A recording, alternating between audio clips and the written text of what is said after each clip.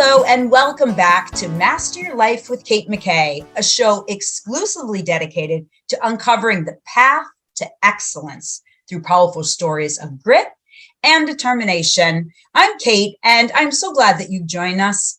Today, I am very excited to introduce Stefanie Bruns. Welcome, Stefanie. Thank you, Kate. I'm so happy to be here. Thanks for having me. Thank you. How did I do on the pronunciation, though? Fabulous. So Stefanie, you're from Portugal. You're from Germany, and you're now currently residing in Portugal. Mm-hmm. That's right. Sounds right. We lived lovely. for 7 years in Portugal. Sounds gorgeous. So I'm just going to read a little bit about you, just a tad bit, and then we can get right on into it. So Stefanie helps extraordinary world leaders achieve outstanding results and experiences. She's an expert in leading high performers to more life force, energy, and success. Stefanie's a quantum psychologist, a business mentor, and a mother of 4 children with over 20 years of experience coaching ultra successful people using methods and others would usually call crazy and spiritual.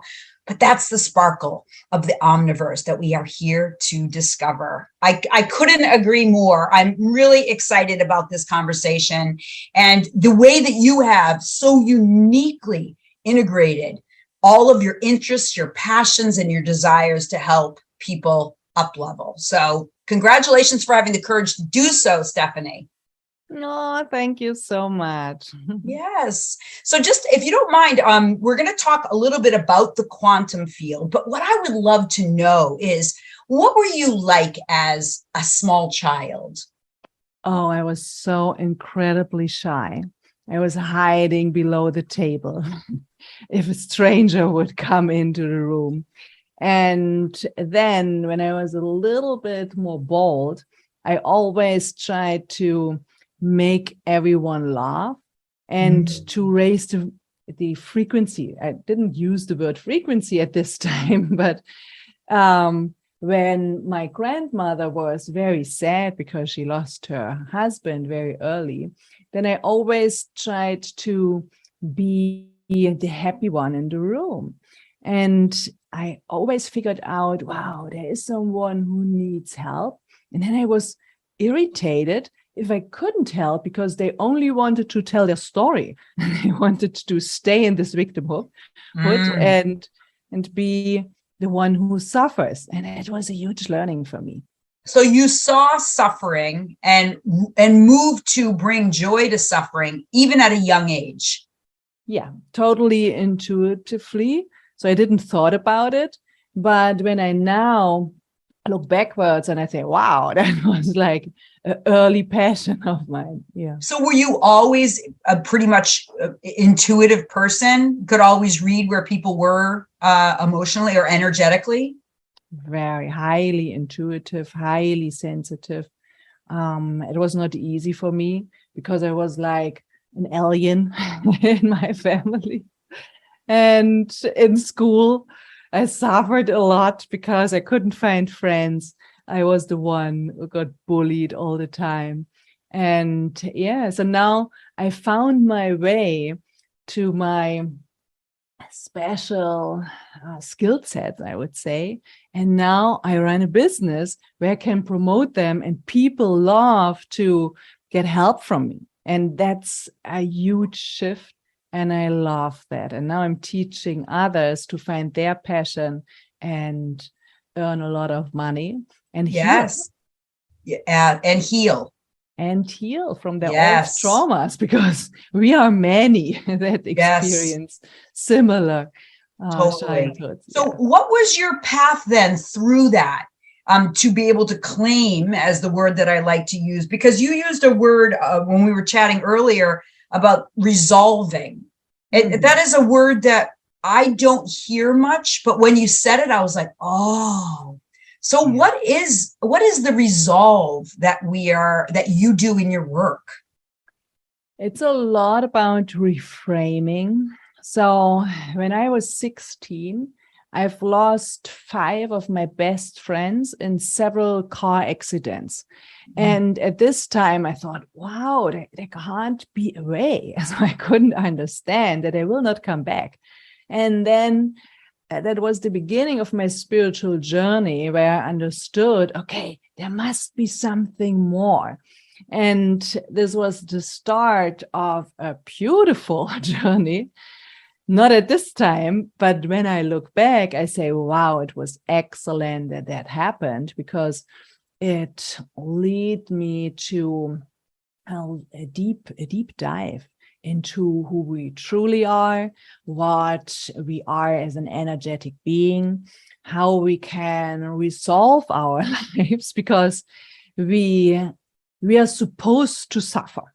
So our brain is wired in a special way where we always focus on the bad things.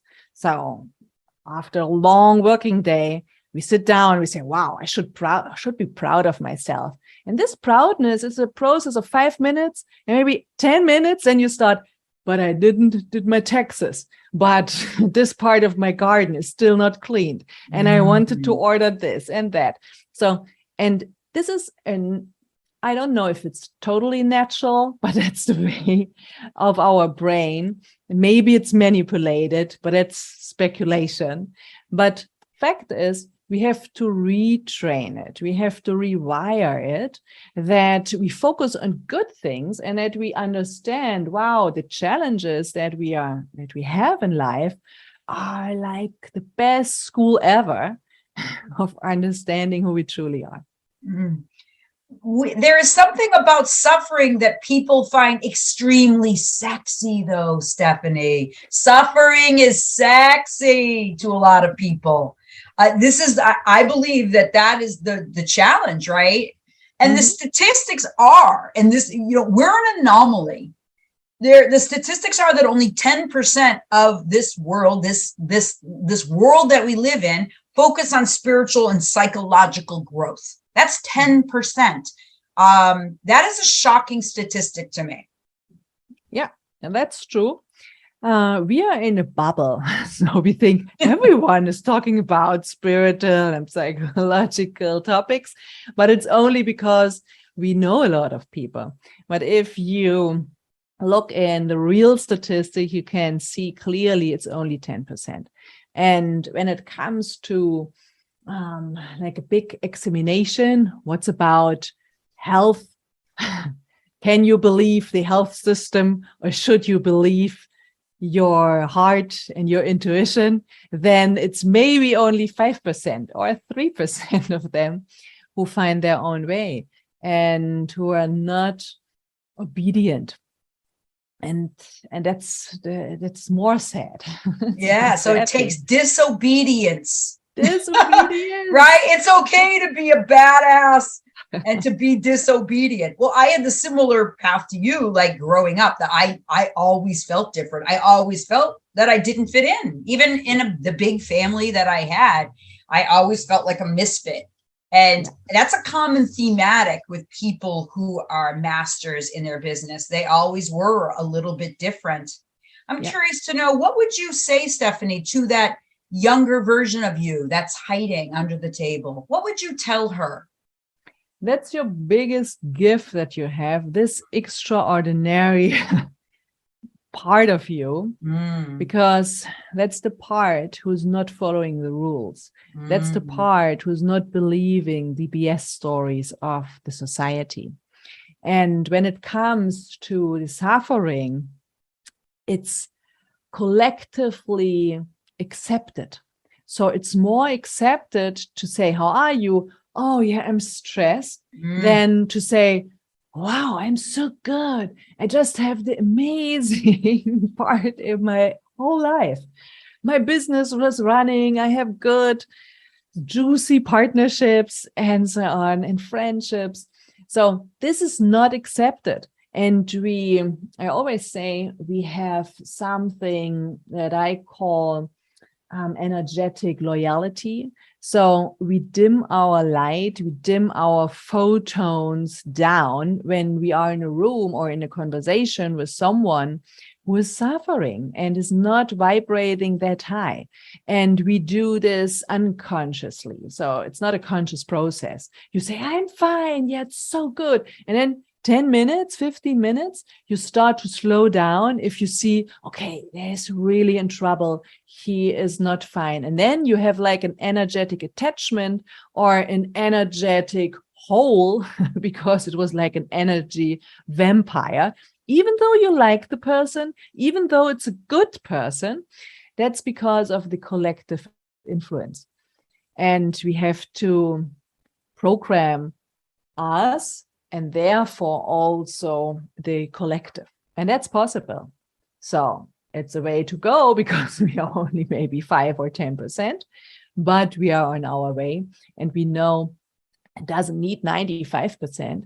It only needs a special amount of beautiful souls, and our knowledge will go through the quantum field and will be like an imprint there for everyone. So everyone can download the information. We are like the pioneers. I love that. I'm all good about being a pioneer. And I'm even better now that I find people like you that are walking this walk as we journey together. So we met through your just co-authored a book, and I was able to see the billboards in New York City and Times Square with all of your beautiful faces on there. And that book is Women Gone Wild and really dedicated to women entrepreneurs. And boy, you are all really claiming it. I'm very excited to be part of that group. And I'm just wondering, how has that shifted for you, being a part and seeing that there are other women that are supporting and loving each other in such a powerful way? I was so touched. You can't believe. So I booked my flights to the book launch tour, and it was like framed for me. It's a marketing thing. So I will go there. It's business. I'm part of the book. And then when I was there, at the party, and everyone who was there told their story. So every co-author, I was in tears. Wow. I couldn't hold it. And I thought, oh my God, that's the most heart-touching experience I ever had. So I said, no, it's not only about marketing. It's a movement. It was the first time where I felt it so deeply that every power woman behind those stories is incredible, is a lighthouse for millions of others. And when we had this huge success with the book and to be on a billboard, I was like, wow, that's like a dream that is coming true. And I had to go several times to Times Square just to feel it's real. Right. So being from, I think I mentioned to you, I had a German exchange student, a son that lived with me as a teenager.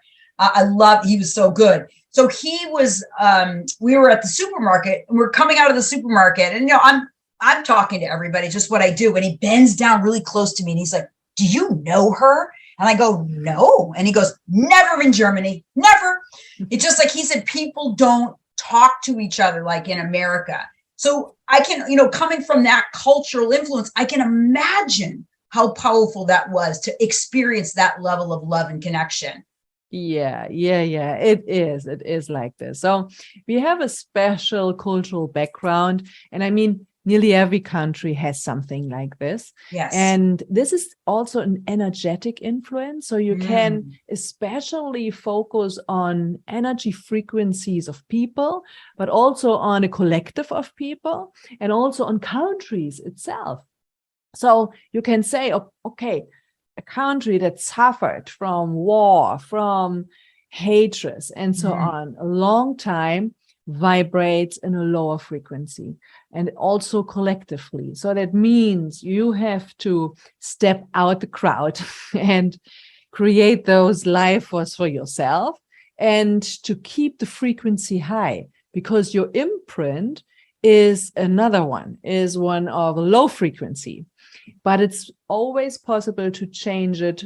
Even if you are 99, you can change it every time. You can change it regardless of your background, of your story, of your wealth situation. And that's the good part of it. Right. So you can do it right now if you understand the principles.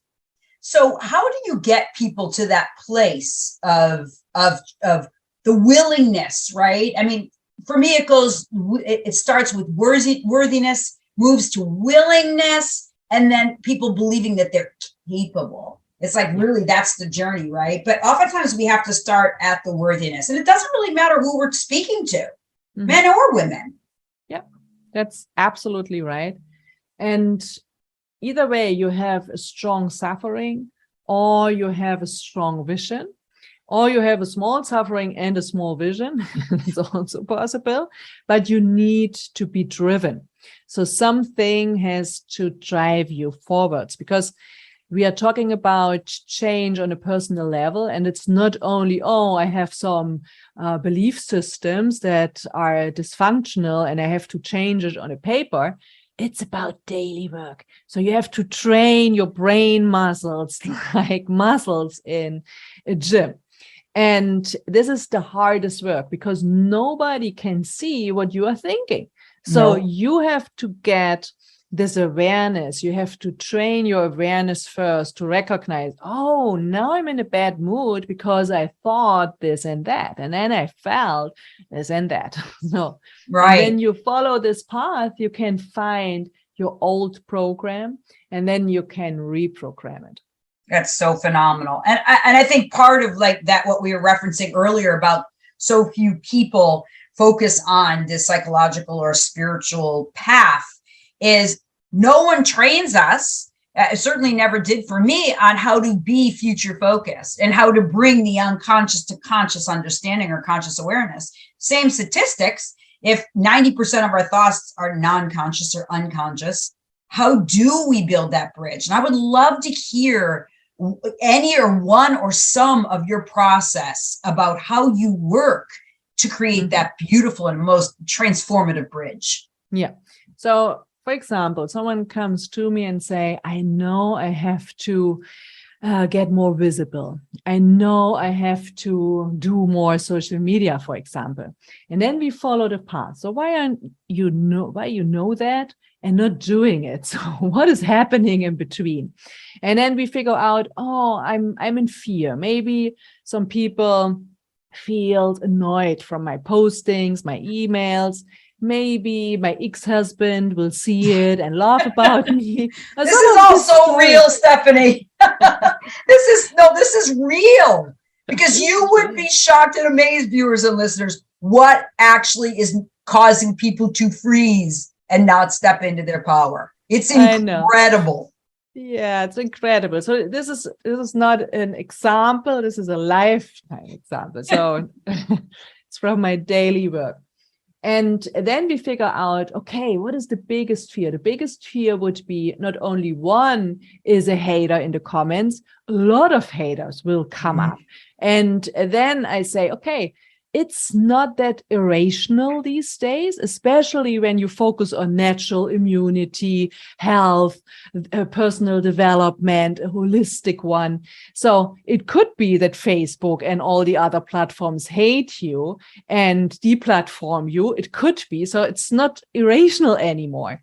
But if so, what would be then? And then we go to the worst case, and then we figure out, okay, I will survive.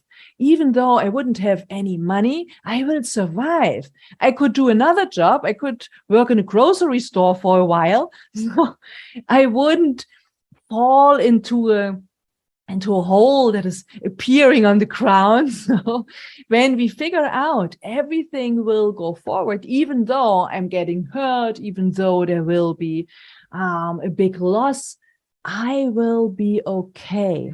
And on a soul level, I even would be okay if I didn't survive a strong illness, because I know energy is not lost. It's only changing the form.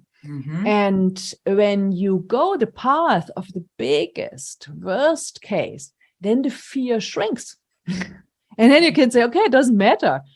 Should my husband see it? I like to give him a laugh. And then you can go forward. And sometimes it's not that. Sometimes it's like an unconscious fear to be not part of the group. And our reptilian part of the brain is saying, you won't survive. You wouldn't survive the winter, because if you're not part of the group, nobody would share their food with you. So it's also something that could happen. But these days, it's not real. So we have to figure out, where's the biggest fear? Where does it come from? Maybe it's something from your grandmother's life. So it's going through generations. And then we would do an ancestral line healing, and depends on what is showing up. So I can't say it. It's not a general, okay, it's always this part, it's always this root cause problem. We have to find the original root cause problem. And sometimes it goes through 10, 15, 30 generations. So it will show up, and we can figure out this in a light trance. So I would guide my clients to find the real root cause, and then we could do a cord cutting, a ritual, an energetic cleansing, if there are contracts on a soul level or something like this. So it can be literally everything. Yes, there's so many different modalities to touch base. That small pivot have such an exponential impact on your future, your relationships, to self, to others, your checkbook. I mean, all the different ways. So what about pretty heavy trauma? A lot of people have had sex abuse. I mean, for me, it's the trauma of losing a brother and a child. And that is just, it's such a powerful thing, right? I mean, for me, when that first happened, I was like, I could die and it couldn't be any worse than my child dying, right? It just was like, well, it's like kind of like the worst nightmare for a parent. It just so wild. So what is your process or belief around trauma? Have you picked up your copy of my best-selling book, Claim Your Inner Badass? Available on Amazon now. Go grab your copy. So I have a strong belief. So when we enter this plane, we have a pre-birth contract with different people on a soul level. So for example, I would choose a perpetrator that would abuse me on a soul level in a pre-birth contract. And now a lot of people would think, why should I? I mean, it's not a lot of fun to get abused when you are a child, or it doesn't matter in what age. Because on a soul level, everything is aligned. So the soul is every time in this oneness, in this high frequency. And guess what? It's freaking boring. So the soul wants some excitement. The soul wants some adventure. That's why you're choosing, like from in a restaurant, when you can choose, okay, that's the main dish, that's the starter, and that's the dessert. You choose, okay, I have a little drama here, a main drama there, and as a dessert, some sweet drama thing. And then it enters the life. And we just like a check mark, we check it up and say, okay, we did it. And the goal is to remember that we are more than our bodies, to remember that we are souls, to remember that we have the ability to work on an energetic level, to heal energetically. And when we heal energetically, we will heal physically. So that's the whole thing. That's the journey. So that's like, why is it, do you think why do you feel so passionate about healing? Yeah, that's a good question. I think it's my cosmic mission. So I figured out not everyone has this. Yeah. For me, it's like the biggest thing. It's my driver that lets me jump out of my bed in the morning, even though I only slept 3-4 hours. And my kids are still young. So the youngest is 5, the oldest is 14. And that means a lot of work. I run a company with 10 team members. We have thousands of clients on different levels. And it's a lot to do. But I'm always mission driven. So I think, yeah, when I heal or one of my clients, it's not only for them and their system, we heal transgenerational, we heal even in timelines. So we can put this add-on to the healing and we say, and to all ourselves that are living in different timelines, this is set up. This healing is done. We created a massive healing story. And if we are doing this, the effect is amazing. So you can create earth healing, you can create healing and on an animal level, on a plant-based level. So you can put healing everywhere as an information. And because our intention is the strongest thing on this planet, it's measurable. So you can measure the effect immediately in hertz and people feel it. So when the healing is done, the energetic healing, then they feel it's more lightful. They are not so heavy anymore.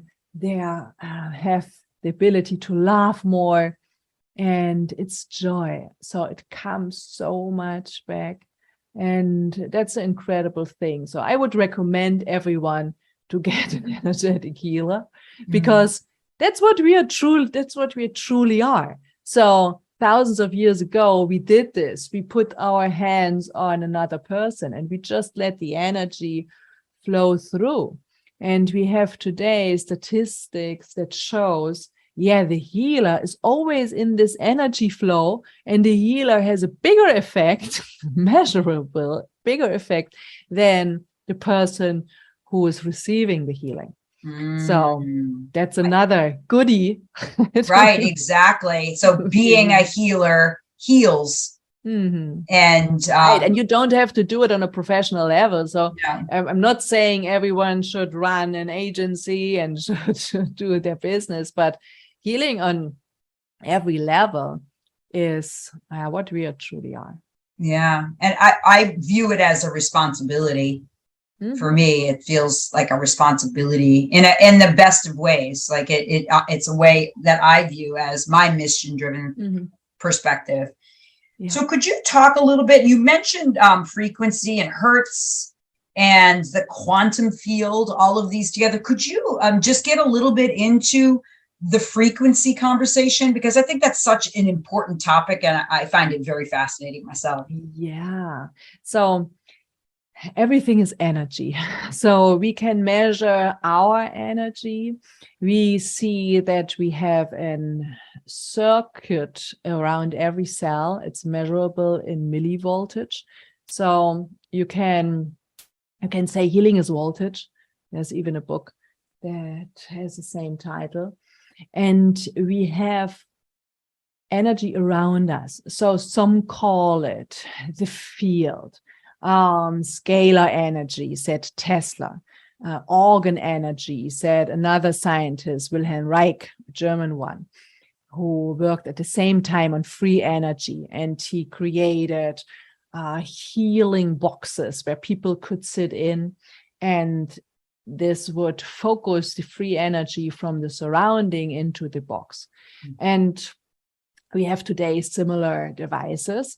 So there is energy, and we are like the biggest transducer of energy. So we suck in this light photons and we give out this light photons. We have 20,000 photons per second that will go out from our heart center in a normal state, let's say. If we have a state of alignment of all the energy centers, then we have an increase of 5,000 times. So 100,000 photons can be then send it towards someone if you want to focus on someone and do some healing, or just to everyone in your field. So, and we have this natural state if you fall in love. then you have like this glow on your face and you are like, wow, what's happened to you? Are you in love? No, if you have a good meditation, or if you have a good practice to clean your energy centers and your meridians, then you don't need to fall in love or meditate 4 hours. So you can have it every day. And this is our natural state. So when we have this in mind, we know, okay, we can use this. We can even energize our water.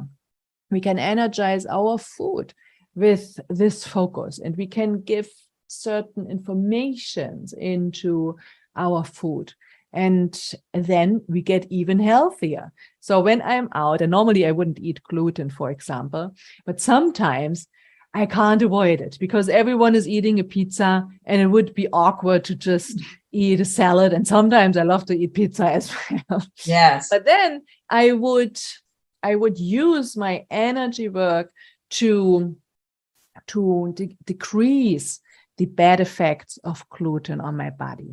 So, and in that way, I can even drink sometimes alcohol and can program the alcohol that it not goes into my blood. So I won't get very drunk. So, and that's interesting. You can measure it. You can even put 2 glasses of water together in form 1 and then test. And you will see, oh my gosh, it tastes so different. And it's so good to feel what you are capable of. And this is the magic of frequencies. We as mothers can feel if something is off with our kids, even though they are 300, 500 kilometers away. And we could feel it with everyone if we would increase our extrasensory perception. And I think the word is wrong because it sounds like it would be extrasensory. It's our normal perception, but we forgot it and we didn't train it. The opposite is the case. So when a kid plays with an invisible friend, we try to reduce this and we say, no, it's not true. There's no one. So stop pretending there is someone. But the kid is in connection with the invisible world. So the kid is in exchange with this energetic beings. And if we know that, we can support it. And my little ones are working with energy healing. So if someone of their friends have a great fall, they say, okay, let's do some energy healing, rub your hand palms, feel the energy ball, and then put it on the wound. And they healed incredible burnings. So 3rd-degree burnings from boiling water just by energy. So, and that's incredible if you see how natural they use these things when it's not cut it off.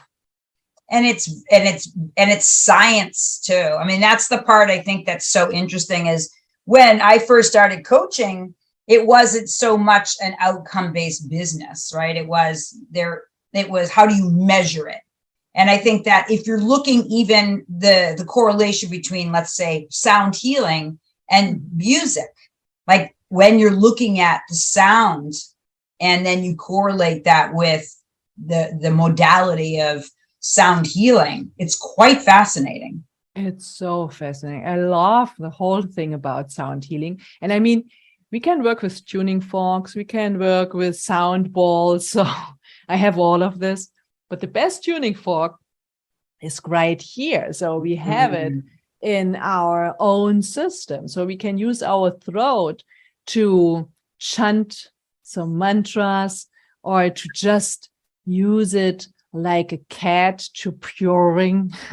When you use it, then it's like calms you down immediately. So a cat is doing it when we pet a cat and it starts purring, then we say, wow, yeah, that's calming, but you can do it as well. And if you say, oh no, my voice is not good, I can't sing, and a lot of people telling this to themselves, then you can just do some sounds and you will feel that is doing immediately a shift in your whole body, because everything is frequency. And if you use tuning forks that are especially designed to vibrate in a special frequency like 432 hertz, then you feel, wow, you are grounded immediately, because it's the frequency of the earth. And you can use it very quickly. So it only needs 30 seconds. And you can also sing intuitively, and you will feel it will bring you in another state, because it's all is stick together. So the frequency around our cell, when I said, okay, you can measure it in millivoltage. And if it's not in the ideal millivoltage, then you would have, you would feel like very, very tired till to fatigue. And if it's very, very low, then you can have a wrong divination of the cells. So you would end up with cancer or with a tumor or with other heavy illnesses. And you can heal yourself through sound healing. So that would be one approach. You can heal yourself when you treat your food and increase the frequency, and you will taste it and you will feel it. So it's so good to work with the tuning fork and with the sound bowl. That's amazing. So and it's so cool. Together. Well, Yes. what would you like? So I'm from America, and people are the quick fixers, right? They want the pill. Yeah. They want the pill. They want the quick fix to suffering. Yeah, the do you have any fix. suggestions on how any of the viewers and listeners can just begin this journey and be able to just believe, maybe in the mustard seed of faith, that it's possible, and to be able to claim your own restoration? Yeah, let's do a fancy experiment. So a lot of people say, yeah, it sounds interesting, but I can't believe it. But if you feel that your body is reacting immediately on something that you hear, that you see, that is entering your field, then they start to believe. So, and we have something that we call skin resistance. So we can measure, for example, our muscles. So with kinesiologic muscle testing, so a lot of them know this. The healing practitioner would say, okay, take the gluten. And if the gluten is good for you, your muscles would be straight and you can't put them down. If they are weak, it's not a good substance to use, so don't eat gluten. But there is also a measurement that you can do yourself. So you could do a self-testing, but a lot of people are not sure if they learn it the first time. Oh, I don't know, maybe I didn't put hard enough the fingers together. Maybe the muscles would be strong. So that's why I'm using mainly the skin resistance test. So, and we can just test 3 words and feel how it would feel like if we say, for example, love, harmony, and happiness. And you just rub softly your index finger with your thumb. So, Kate, what would you say? If we say loud, and everyone is welcome to join the experiment. If you say love, harmony, and happiness, what would you say? How does it feel? Mine's a little sticky because I think I did from lunch. You didn't say it loud. Say it loud. So say love, happiness, and harmony. Love, happiness, and harmony. Oh, it just feels like warmth. Yeah. So most people say it's warmth. It's like soft. And now we change the words and we say hate, fear, and anger. Hate, fear, and anger. What would you now say? Brr. It just is cold, it just has a clammy thing. Yeah, isn't it incredible? Yeah. So now we swipe it off. We don't want to have the last 3 words in our field.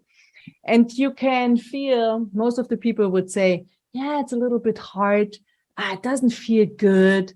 It's cold. or it's a bit sticky, something shifted. Ew, what is that? And then we swipe it off. And it's because everything that enters our energy frequency is creating immediately a reaction in our energetic frequency.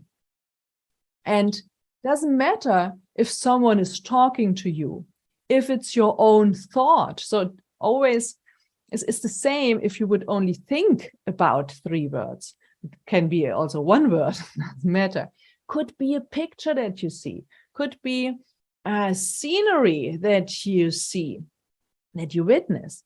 And in both sides. So if you see someone is drinking, is breastfeeding a baby, and you see, wow, that's so harmonic, it makes something with your frequency. If you would see someone that gets hurt at the ear, a little child, bang, that was not good to you, then it makes something with you immediately. And also substances, food, nutrition, and so on. So supplements, everything is creating a reaction. And if you know that, then you have the power to change something. So then you see, wow, every word counts. Every thought counts. It truly does. And every experience, and just be consciously aware of that. Oh, wow. So how would people, I have one other question. So do you have a favorite failure in your life? I love every failure that I did. I only regret that I did it earlier. Yes, right.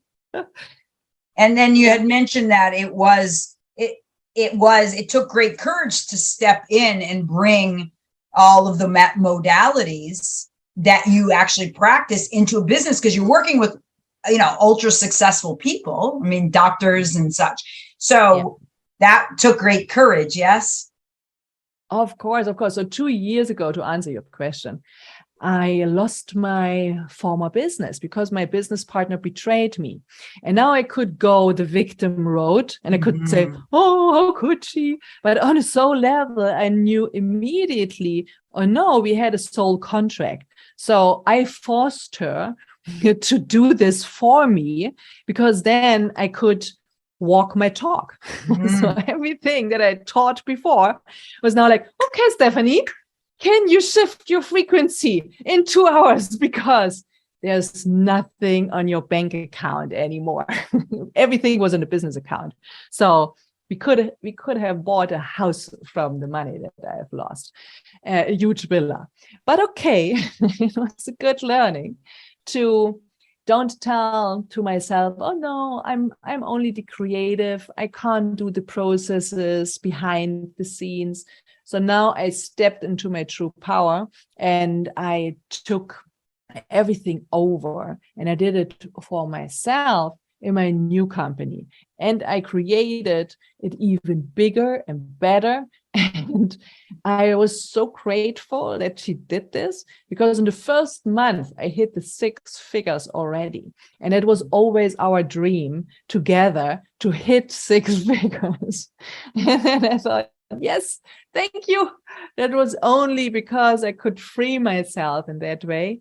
And I would never done this without this kick out. Right. And then it was my biggest failure and my biggest learning at the same time. And the pivot to the greatest success, which is just incredible. It's absolutely incredible. So how can people find you, Stefanie? I know you have a few different programs, and I would love, and obviously I'll share all this information in the show notes. Yeah. So I run a company that's called businessflowacademy.com. And if you hit the English flag, then everything will turn to English, because we operate mainly at the German market, but more and more people asking for this special approach and this special services. That's why we start to go international and have set up some programs as well. And it's flourishing. Can't wait. That's so incredible. So Is there anything that you'd like to say that you want the listeners and viewers to know in parting, Stefanie? Yeah, there's so much that we don't know. So it's incredible. I feel like a young student every day because I think, wow, the world is so full of knowledge and knowledge that you can't find in a book, that no teacher can teach you.